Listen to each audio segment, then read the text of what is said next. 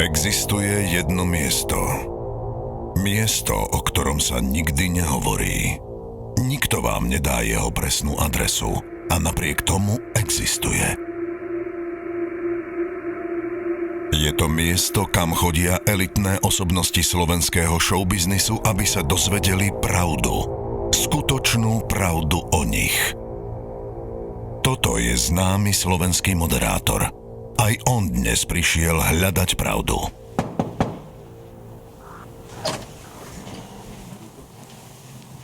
Haló?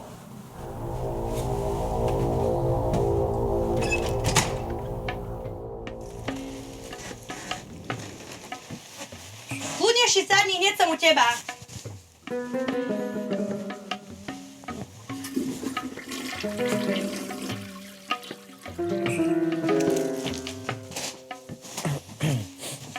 No tak co môj?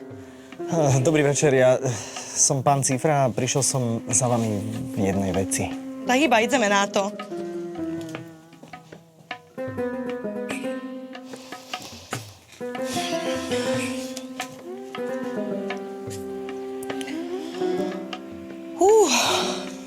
Joj.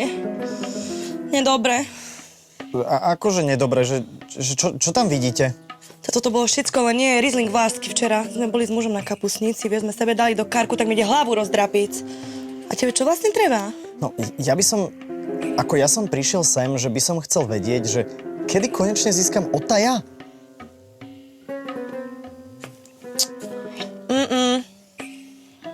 Nikdy. A akože nikdy, veď v tejto krajine má Ota už skoro každý. Počúvaj, keď hovorím nikdy, tak nikdy. Mám po tebe ešte ďalších 3 zákazníkov, tak ťa poprosím svojich 50 €. Áno, môžeš platiť cash alebo kartou bez kontaktovo, preferujem kontaktovo. Tak moment, ako toto je nejaká blbosť, rovno 50 €?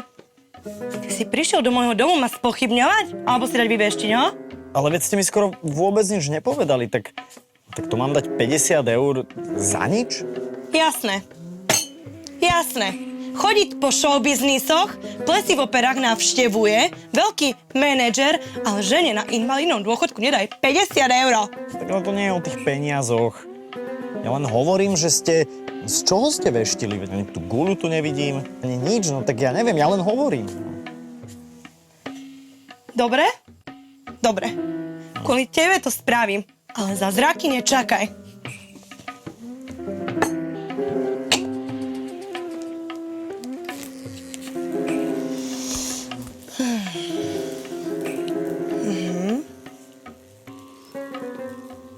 Vidím muža, má blond vlasy,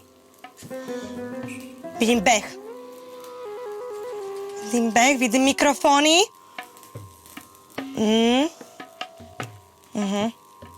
Vidím problém.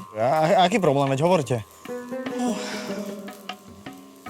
Ty by si mal byť viac úprimný.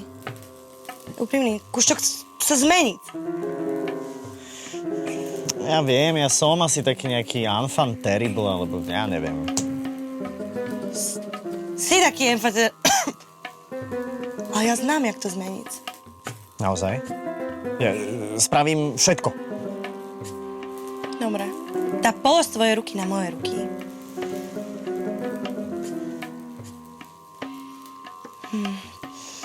Toto je taká novinka, som sa naučila na školení v Užgorode, hej.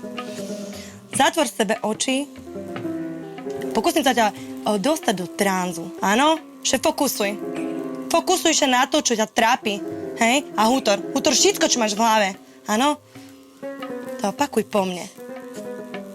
Milujem slovenskú televíznu tvorbu. Milujem slovenskú televíznu tvorbu. Milujem slovenskú televíznu tvorbu. Milujem slovenskú televíznu tvorbu. Milujem slovenskú televíznu tvorbu. Milujem slovenskú televíznu tvorbu. Milujem slovenskú televíznu Telka je svet, čo potrebuje teba, to je dané. Keď pozeráš ju dosť dlho a s vášňou, budeš ako ja, mám napozerané. Pozeral som Panelák od roku 2008 až po jeho koniec. Pán Boh zaplať, naše seriály sú super. Tisíce hodín strávených veriac, že búrlivé víno znovu bude najviac. A Nela vráti sa k Lojovi a to sa nezmení. Páčil sa mi Kolaps, miloval som dvojičky. Škoda, že už neuvidím nové diely Kukučky. A potom Zoo, zvieratka a herci. Neviem, či som do Janka, či do tej ňuňu táničky. Ani Mlynská nespí, lebo roky budujú tam smelé plány. Druhá kolonáda baví ma, som na romány. Tajné životy si dávam ako nové výzvy. Či tu zajtra budú, ukážu až analýzy.